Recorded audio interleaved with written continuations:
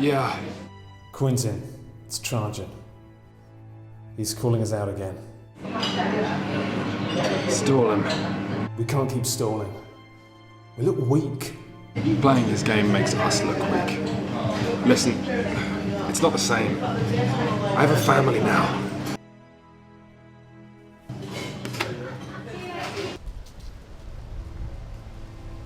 Huh. Well, fancy you showing your face around here. You've got some nerve. So what, you think you're better than us? Is that it? Don't you say his name. Don't you dare say his name. All right.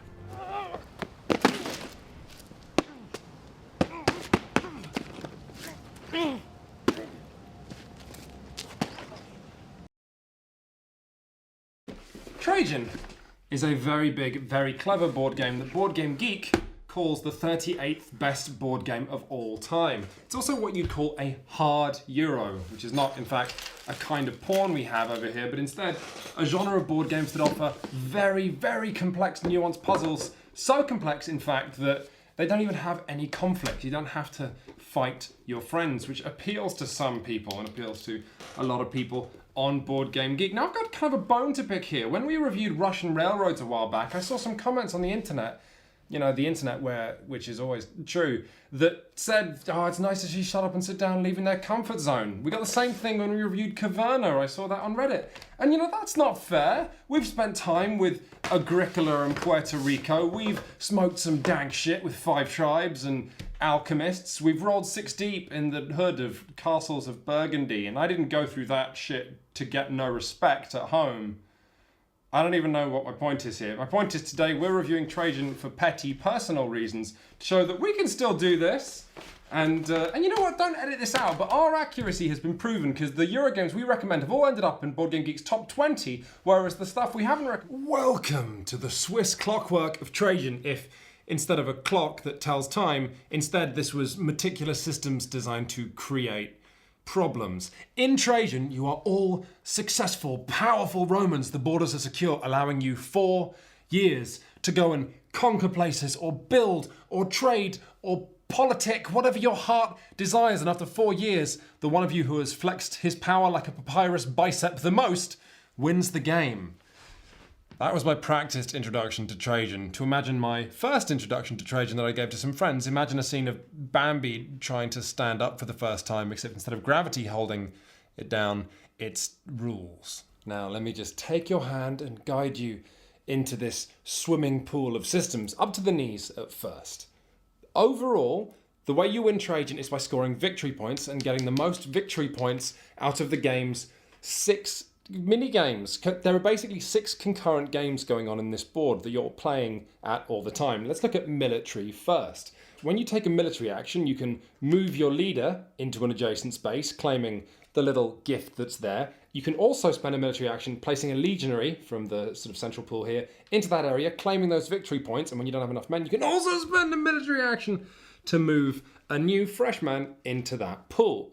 Now, there's building. Similarly, you have a little pool of workers. You can spend a building action putting a new worker in there, or you can spend an action picking up one of your builders and placing it anywhere on this grid with the twist that future builders have to be placed adjacent to any ones you build. You gain victory points for every kind of thing you get. And also, if you get big sets, like if you get all the windows in Rome, if you're king of the windows, then you get even more bonus points. We move on to trading. This is yet another game. In trading, you can spend a trade action drawing a card off the top of the deck or picking up the thing that is one of the 2 discard piles next to the trade. You're basically doing all kinds of things, trying to get sets of cards. If you spend out pairs of cards or sets of cards or all different cards out on boats, then they go sailing away and give you victory points. And if you're the first person to do it that year, you're going to get more victory points. So you're pressured to send sets before they're complete. The 4th game in Trajan is really simple. You take a Senate action, a forum action, you pick up one of the forum gifts. Nice and easy, although lots of the forum gifts are the ability to do another action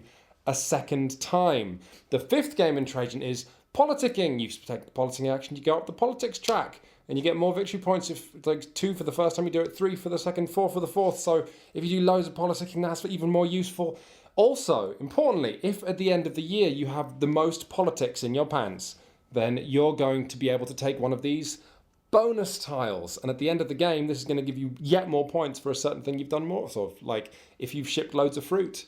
If you're dead fruity, then you get lots of points. Sixth action is the Trajan action. And we're going to put that on hold, and I'm going to take you to a very special place. Hey, you've done ever so well getting this far through the rules. Now we're going to take you from rules up to your knees, up to your belly button. Ooh, you feel that as the rules splash at your unmentionables? This is your personal player board in Trajan, and it's got bowls. As anyone who's seen our Terra Mystica review will know, we like bowls here on Shut Up and Sit Down. And this is how you select your actions. On your turn, you're going to take all of the little stones in one of the bowls and move them clockwise. And the bowl you end up at, that's the action you do. So your actions are limited, and then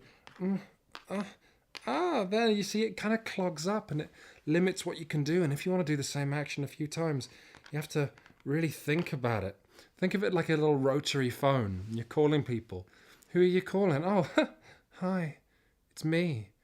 And I'm giving you a little help with this system. It's called a mancala mechanic. Now, why are they all different colours? Well, let's move on to the last bit of the rules. Let me just take your head and give you a full rules baptism. Which takes us back to the sixth action on the board, which is thematically barren, but by far the most interesting. If you take a Trajan action by landing on landing on the Trajan space, you move your arch clockwise to the next available space, and you take one of these Trajan tiles and slot it into that board. This is blue and orange we've got here. If I ever get a blue and orange pebble into this bowl and land on it at the same time, this triggers in addition to the action, in this case getting me 2 cargo cards. And this is the game you're trying to play. You're trying to get the actions you want and land on the colours you want at the time that you want. And this is why Trajan reduces players to incredible lengths of silence, as if one player had just told the others he'd been having sex with their shoes for years. You're cross-referencing the actions you want to do, and then you're looking to see if you can do them by moving your pebbles around, and then you're double-checking the colours of your pebbles, and then your friend just did something to the board, so now you're checking that and whether that changes what you want. We're almost done with the rules. Let's bring you up out of the rules baptism and tell you that you have to go back in, I guess. You see, we haven't actually covered what these little green and yellow things that you're collecting in Europe and the Forum are. Well, Romans are just like us, you see. It's not just all about you, this game. Occasionally Romans will want things, which are hats, ice cream cakes, and fire. And you need to collect those at the end of a turn. If you don't have them, then you suffer a big victory point penalty. And that's going to be difficult because a year's pace is actually controlled by your friends. You see, let's say I pick up 4 little things in my mancala for my action, go 1, 2, 3, 4. We advance the year track, 1, 2, 3, 4. When it does a full loop, for the first time, you reveal a token of what the Romans want that year. So it's only as the year goes on you realise what they want. In this case, hats. They're crazy for hats. So you can play cautiously and cleverly. Another thing to think about when taking your action if you don't want to reveal what's in demand this turn, for whatever reason. The other thing is that when it goes round 4 times and all 4 quarters of the year are complete, that is when you flip the boats back over, you refill the Forum, you refill Europe with cakes and hats and fire. You know, so yeah, it's just an extra little dollop of thought sauce onto this game. Extra stuff to consider. I'm bringing you up out of the rules explanation now, and I'm pushing you to one side, and I'm telling you to sit down while I tell you what makes Trajan great. All right? First and most obviously, it's got that Eurogame thing whereby it's just a puzzle that glues your brain to it. Everything in Trajan is a little tricky, but solvable. Every ounce of thought you put into it, you figure out a way to glom a few extra victory points or a scheme that might end up getting you more later. But the thing that separates Trajan from a lot of Eurogames is you have just basically a greatest hits of board gaming. You've got this area control, which we know is satisfying and fun. You've got set collection, again. We've got building and walling people off, and that's just fun. That's an entire game in and of itself. We've got rewards you can claim, and you've got this mancala thing, which is satisfying. It's all just really neat and allows you to screw over your friends just enough. You know, you're not annoying, you're not aggressive. But I mean, what's less aggressive than a screw? Lego. You're kind of Legoing over your friends, you know, building your plans on top of their plans, changing the integers. You're always interested in what your friend does, which is key. And yet, you know, you also just get to fiddle with your bowls, and that's nice and it's personal. And who wouldn't want to live in a world where you can bring great wealth upon yourself by fiddling with your bowls? Also, and this should be obvious, I've realised, but you can do what you want. From the start of Trajan, go all in towards boats and trading. Or notice that no one's building and decide, I'm going to build Rome while you guys are flouncing around Europe. I'll tell you what else separates Trajan, and this is true actually of a lot of Stefan Feld designs. In some Euro games, you know, the last turn will just be the last turn. You'll build another victory point arena, or you'll paint another fresco on the wall of the victory point arena, or whatever it is you're doing. In Feld games, you spend the entire game often trying to bring a plan to fruition, adapting along the way. But still, in the last round of Trajan, you'll have the satisfaction of rushing that boatload of diamonds to the river, of slamming the last nail into the last window that you need to complete your set and get a massive bonus, or just squeaking another 10,000 men over the ocean into England. So even if you lose a Eurogame, which is always kind of a bitter pill because Eurogames pride themselves on having no luck whatsoever, which is actually kind of a problem. It's not always ideal, but that's a discussion for another lifetime. Whereas in this, at least you finished your plans, which is something. In other words, Trajan is a heck of a thing. What we have here is a series of beautifully constructed, interlocking, crowd-pleasing systems, each of them finely balanced to be thought-provoking and satisfying and tricky and interactive in equal measure. Even as I sit here exposed to the board, I'm thinking about, next time I play this, maybe I'd like to try this. I should have done this. I'll do that. It sits in your head like a splinter that you're just trying to get out, and it's so satisfying when you do. 38th best board game of all time? Absolutely. Absolutely. On paper. Classic. Mid-review turnaround. If you're removing my friends from a board game night, as Eurogames do in making you focus on a board where you can kind of affect people but not really, and then your own personal player board, you know, by definition, you're playing a board game by yourself, separate from everybody else. If you're doing that, you have to be adding something pretty magical in return. Right? Because my friends are magical. Friends, family are magical. Let me show you the games, the Euro games that have remained on my shelves as my board game collection has spiraled into the hundreds. Village, because it tells a story of your family that is at times maudlin and hilarious. Solkin, because the physical gears that it has are so interesting, and it's a game of hubris and greed. I still think about those gears sometimes when I'm trying to get to sleep. And Castles of Burgundy, which is another Stefan Feld game.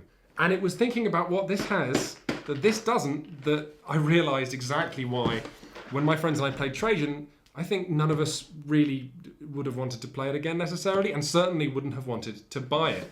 You see, I described Trajan as a greatest hits album before, right? And I think that's apt. Because greatest hits albums are, you know, theoretically great, but I don't really listen to them. And the reason why is that these things exist outside of time, outside of experimentation, outside of heart. They're not the band. They're something someone else has cherry-picked for the band.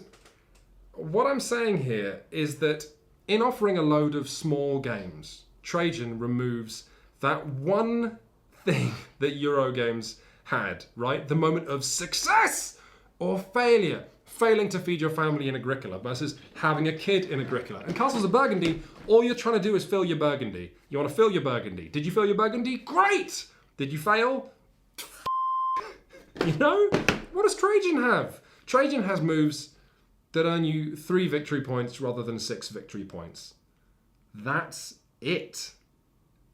Does this game deserve the awards on the front of the box? Sure. Does it deserve to be the 38th best board game of all time? Kind of. Do I want to play it? No. It's fitting, really, that this game's swatch, its colour palette, is black and grey. It's fitting that the face on the front isn't even alive. Because this game has no heart. It's going to be someone's favourite game of all time, all right. Absolutely. But I tell you what, that someone is not going to be you.